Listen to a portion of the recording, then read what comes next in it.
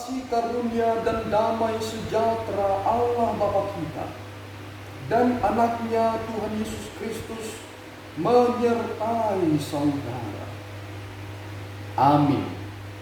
Shalom, saudara-saudari yang terkasih di dalam nama Tuhan Yesus Kristus. Senang bisa menyapa saudara di tempat saudara berada hari ini.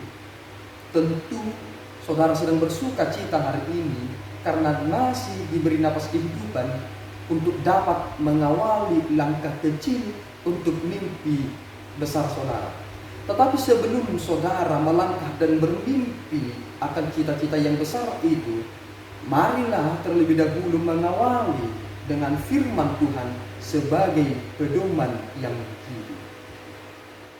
Shalom, selamat pagi. Firman Tuhan pada pagi hari ini tertulis dalam Ayub 23 ayat 10. Demikianlah bunyinya.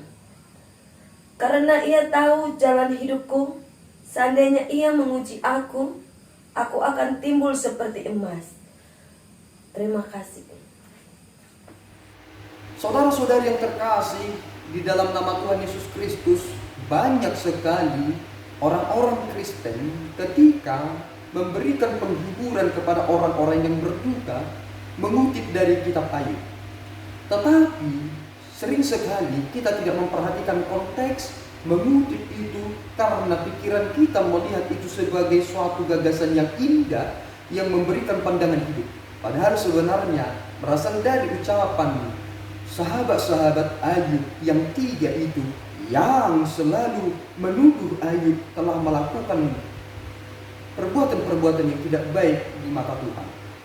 Tetapi kita perlu menyimak dan memahami sebelum memberikan pandangan atau mengutip suatu teks, kita harus memperhatikan konteksnya. Sehingga kita tidak terjebak dengan kebohongan dan menyatakan kebohongan itu seolah-olah menjadi kebenaran. Karena pernah seorang bijak berkata demikian, jika suatu kebohongan terus dibicarakan, maka kebohongan itu akan menjadi seperti kebenaran.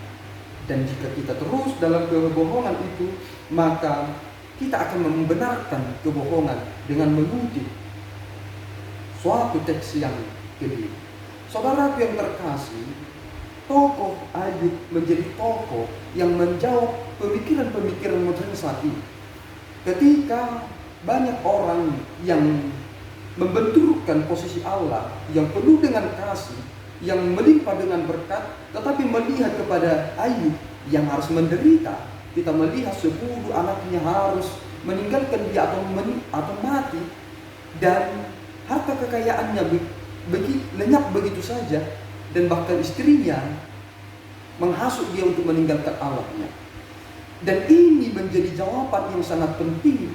Bagaimana posisi iman menjawab interposisi seseorang diperhadapkan dengan problema kehidupannya. Apa yang ingin dikatakan? Seandainya Ayub tidak memiliki iman yang benar, kemungkinan besar yang terjadi adalah Ayub akan segera gila. Tetapi pada kenyataannya, dia dapat berdialog dengan sahabat-sahabatnya, dan statement yang begitu luar biasa yang kita temukan dan terima hari ini ketika Ayub berkata, seandainya ia memuji aku akan timbul seperti emas. Saudara, bisakah kita timbul seperti emas ketika Allah memuji kita dalam persoalan? Kita terbuai kepada berkat Allah dan sering sekali cepat meninggalkan Tuhan ketika tidak siap menghadapi kenyataan pahit yang terjadi dalam hidup. Dan apakah sebenarnya makna di balik ini semua? Ini ingin berkata bahwa Allah kita itu adalah Allah yang hidup, yang memproyeksikan segala sesuatunya dan memberikan ruang pemikiran kepada kita bahwa substansi dalam mengikut Allah itu bukanlah persoalan atau bukanlah sesuatu konsep yang serta-merta jika aku sudah mengikut Allah maka otomatis hidupku akan berkelimpahan. Tetapi dalam posisi inilah kita benar-benar diuji.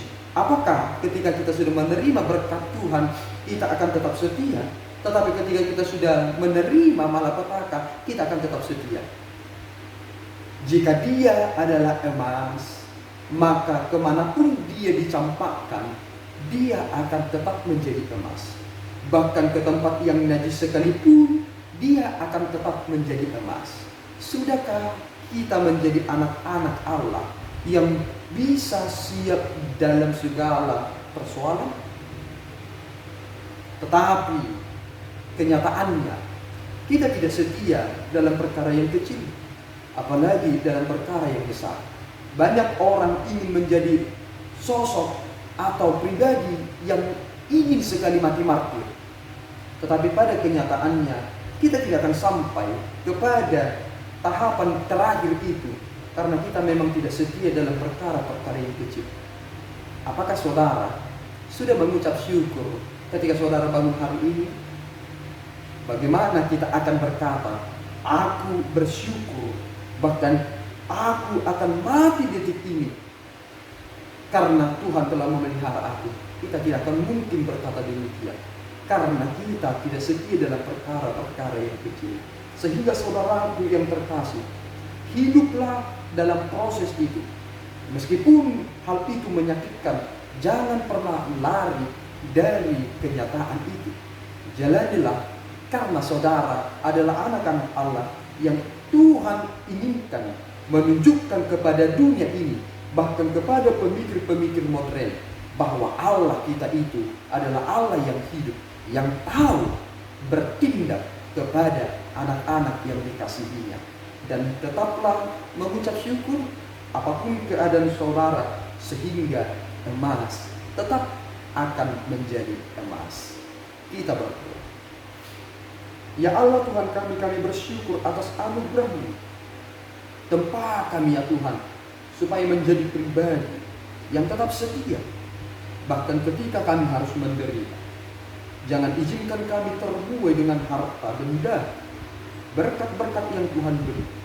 Tetapi izinkan kami untuk dapat menjalani kehidupan kami dalam penderitaan itu untuk memenangkan Engkau yang memelihara kami.